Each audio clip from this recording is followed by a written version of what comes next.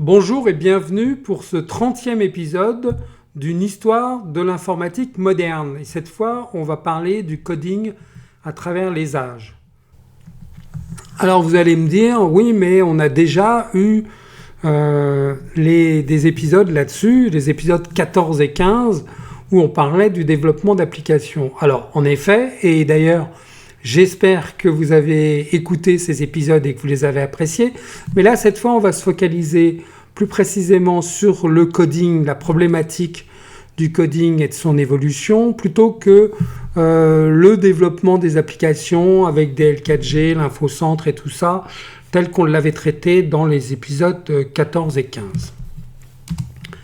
Alors, le coding a toujours été un défi constant et résistant pour son amélioration, alors qu'on a fait énormément de progrès, des progrès gigantesques dans le domaine matériel, le hardware.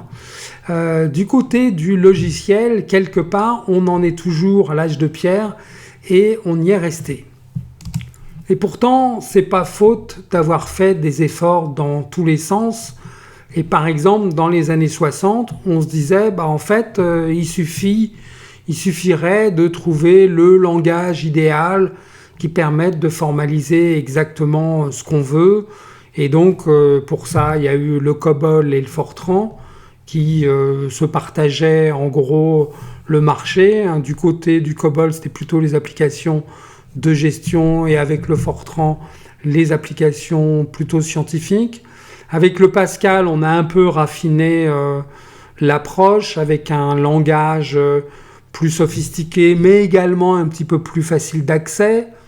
Puis il y a eu Ada qui contenait des mécanismes de contrôle interne qui permettaient de ne pas compiler n'importe quoi. Ada qui a été utilisé assez largement dans les domaines militaires, aérospatial, nucléaire, etc. Justement à cause de ces mécanismes qui étaient censés renforcer la sécurité des programmes. Puis on a eu une grosse période avec C qui amenait une portabilité relativement réduite, mais en tout cas quand même la possibilité de porter les programmes d'une machine à l'autre simplement en refaisant une recompilation. Alors simplement en refaisant une recompilation, on se doute bien que la plupart du temps, c'était pas aussi facile, mais enfin c'était déjà un pas important dans cette direction. Et bien sûr, C est très lié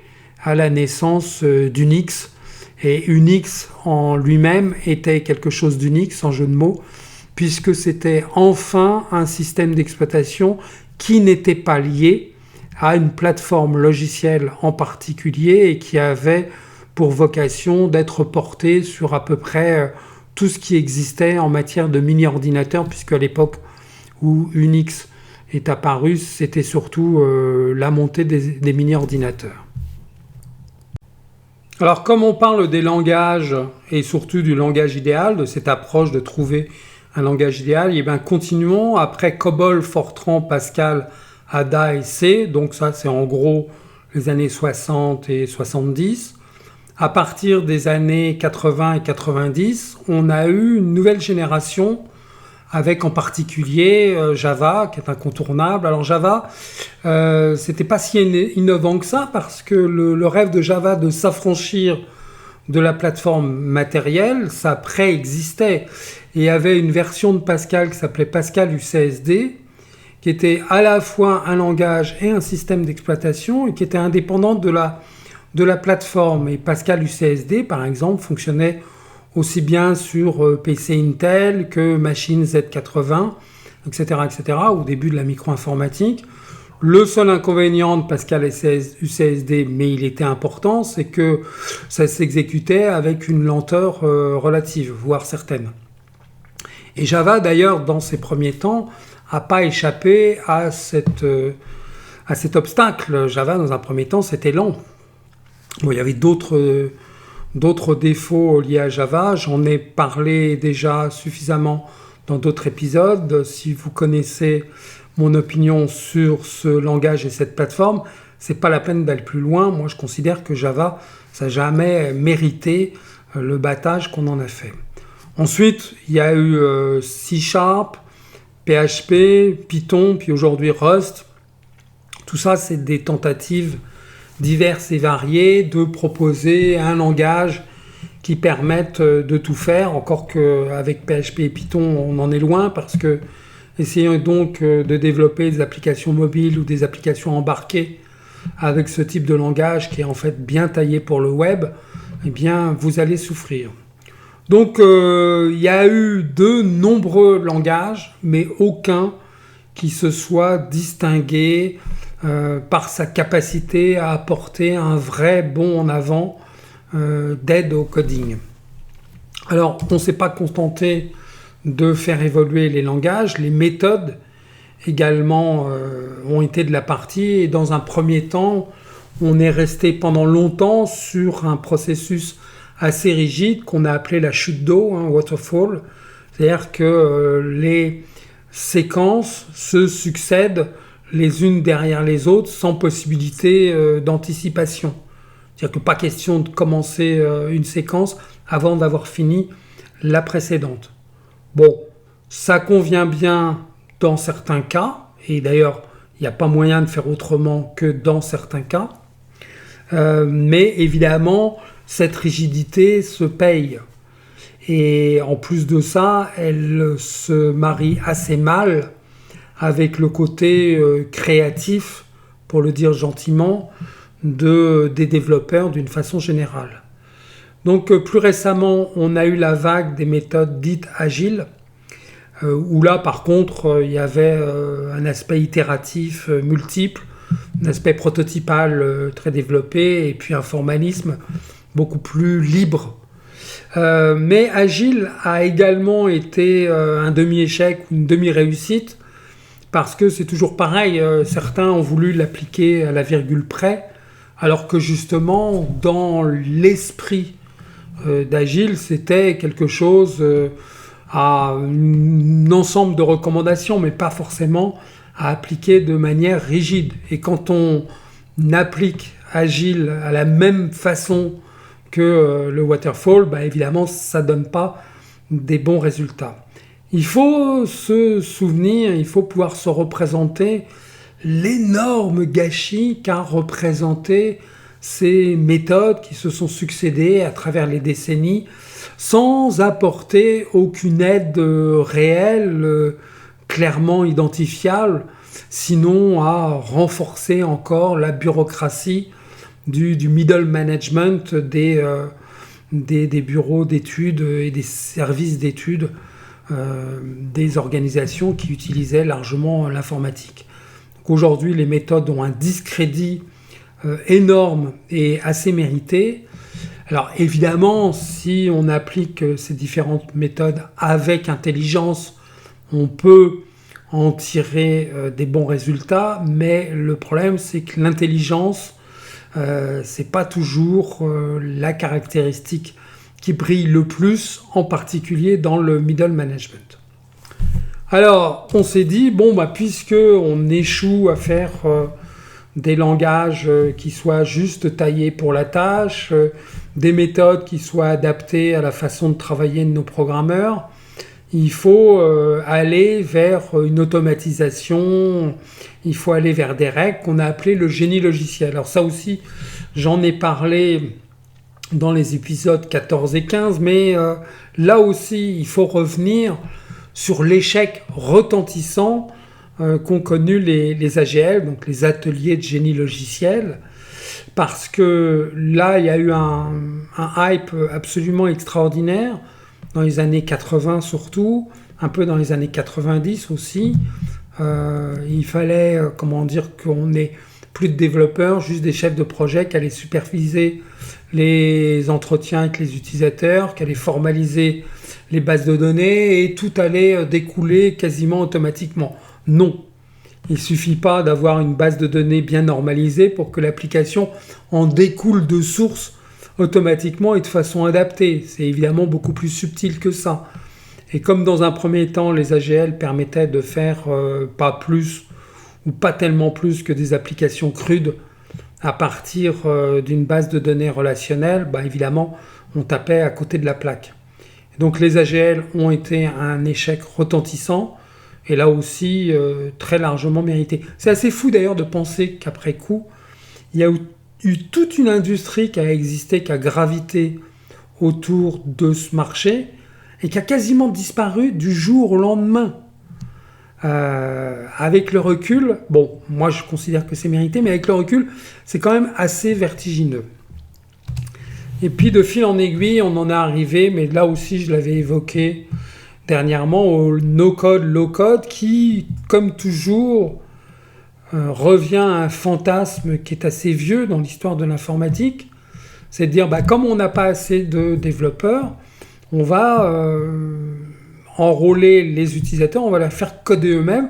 Il suffit de leur donner un environnement qui soit suffisamment accessible. C'était les citizen codeurs qui allaient résoudre le problème de pénurie des développeurs.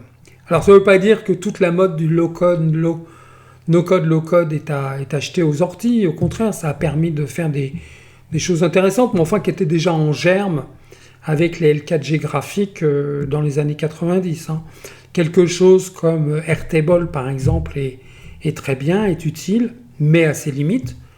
Donc ça permet de faire des applications simples, ou ça permet de faire un début de prototypage d'applications plus ambitieuses. Et puis dernièrement, on a eu le vibe coding. Alors, le vibe coding, qu'est-ce que c'est que ça ? C'est tout simple, c'est de dire, plutôt que de demander aux développeurs d'écrire le code eux-mêmes, on va le faire par des IA spécialisées. Et vous allez voir, ce que vous allez voir, ça va être formidable. Évidemment, tout le monde pouvait être séduit, parce que en plus de ça, ça voulait dire que tout le monde pouvait devenir programmeur. Il suffisait d'être capable de rédiger quelques prompts assez basiques, et puis bang, vous aviez tout de suite toutes les requêtes SQL pour générer la base, du Python ou du PHP pour faire des applications crudes qui ressemblaient à peu près à quelque chose, et c'était merveilleux. Le problème, c'est que le vibe coding n'est pas une solution magique, comme d'habitude, j'ai envie de dire, parce que tout d'abord, c'est pas parce qu'on demande à une IA de faire du coding, de produire du code, qu'elle va pas partir dans un de ses délires. Moi, j'ai eu des expériences assez savoureuses avec différentes IA capables de faire du coding. Et donc, je leur soumettais les messages d'erreur que j'obtenais par ailleurs avec leur production. Et j'avais des dialogues de type ah oui, d'accord, il y a cette erreur. Oui, c'est parce que PostgreSQL ne supporte pas telle fonction, etc. Mais voilà, je te propose une autre version qui est validée, testée et qui fonctionne à tous les coups. Et puis, bien sûr, elle ne fonctionnait pas. Donc, hop, je revenais, je faisais un copier-coller du message d'erreur. Et puis, hop, réponse du modèle de langage.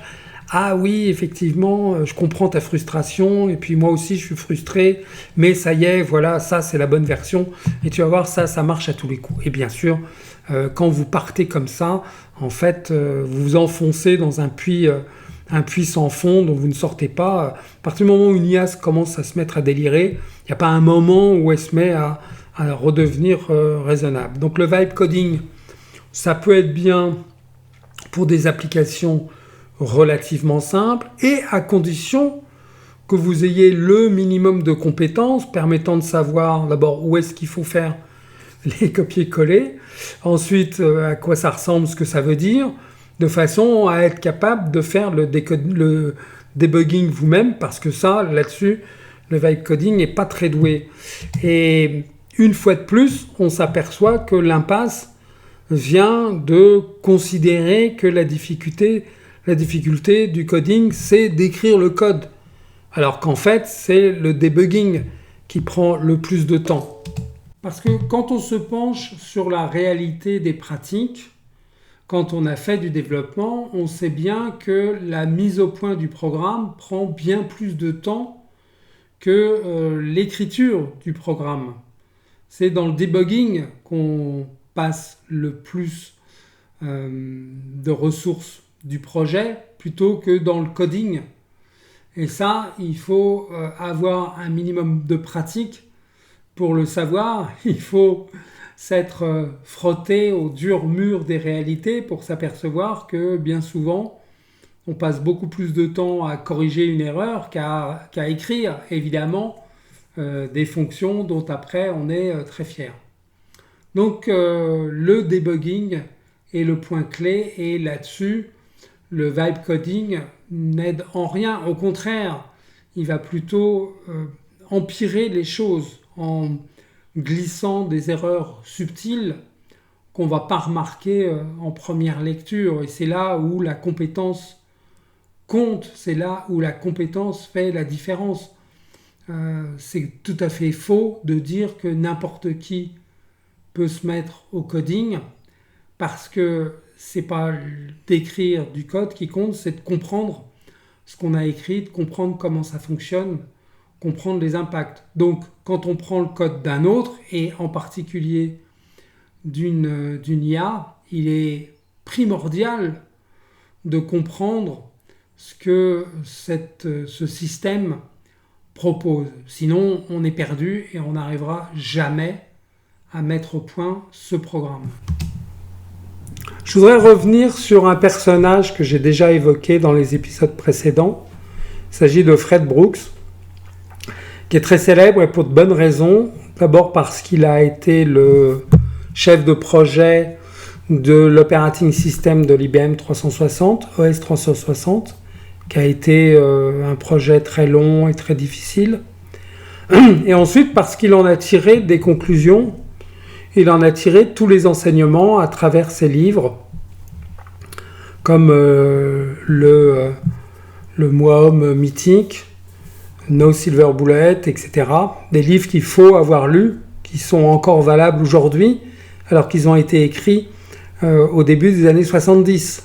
Ça situe déjà le bonhomme. Et Fred Brooks nous explique que, à travers No Silver Bullet, par exemple, qu'il n'y a pas d'outil miracle à attendre qui va simplifier ou automatiser le coding, qu'il faut se pencher sur la matière humaine, sur les méthodes. Et il ne se contente pas de donner des conseils, il a expérimenté, il a cherché à vérifier. Et il a enseigné dans l'université de Caroline du Nord, dans les années 60, et à ses étudiants, donc il enseignait l'informatique, le développement évidemment, et à ses étudiants pendant 10 ans, donc les classes se succédaient, et il leur faisait faire toujours la même application, toujours le même cahier des charges, et toujours le même jeu d'outils, la même démarche, etc. Et évidemment, les résultats variaient quand même parce que les équipes étaient différentes. Et Fred Brooks a mis le doigt sur l'élément principal, c'est la qualité, le charisme, la rigueur du chef de projet. Le projet repose principalement sur le chef du projet. Quand vous en avez un bon, ça se passe bien. Et quand vous en avez un mauvais, c'est un désastre. Et donc, il faut méditer les enseignements de Fred Brooks parce qu'encore aujourd'hui, ils sont toujours pleinement valables. Quand même, c'est fou de se rendre compte que des décennies plus tard, c'est toujours les mêmes règles. Donc en conclusion, on a eu 60 ans de promesses et de déceptions en matière de coding parce que justement, on s'est focalisé sur cette phase du développement qui, on le sait, n'est finalement pas la plus difficile, pas la plus compliquée et pas la plus consommatrice de temps. Si on pouvait faire le quart des efforts qu'on a fait sur le coding, sur le debugging, eh bien, ce serait un grand pas en avant de fait. Merci pour votre attention sur ce 30e épisode d'une histoire de l'informatique moderne. Et je vous dis à bientôt, peut-être, pour un nouvel épisode. J'ai envie, par exemple, de parler du rôle de l'argent des venture capitalistes dans l'évolution de l'informatique. Ça pourrait être l'occasion d'un 31e épisode. On verra bien.